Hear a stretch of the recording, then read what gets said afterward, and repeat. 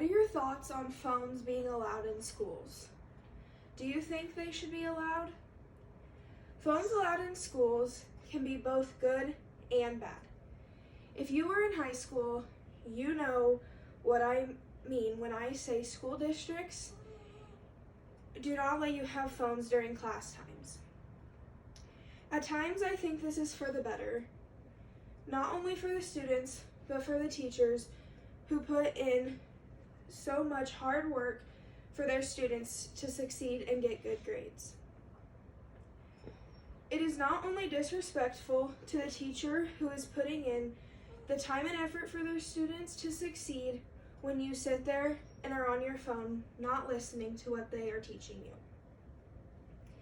I understand that when kids are able to have them in the halls, they bring them into classrooms and think that it is okay to sit on them, but they should know the difference between class time and phone time. I do, however, think that schools and teachers should not be able to take your phone.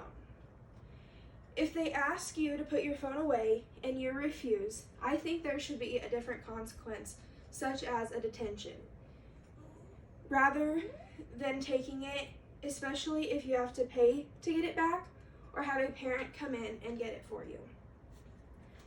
Not all students have money laying around to pay for their phone that they paid for to have it back, and not all parents are off work by the time they are out of school. If you are old enough to have a phone, I feel that you are old enough to make decisions for yourself, whether good or bad. If you want good grades, you will put your phone down and listen during class. If you don't care about your grades, you will sit on your phone. It is as simple as that. One of the good things about being able to have your phone in the class is that as if there is an emergency, people outside of the school building can get a hold of you. And if you forget an assignment and or lunch money, they can get a hold of you. You can get a hold of them and not have to go through the school.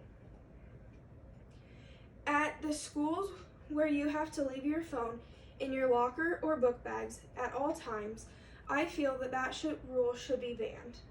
Not only can you use it to call someone in case of an emergency, but it is a valuable item that should not have to be left behind in case of a fire or any other natural disaster.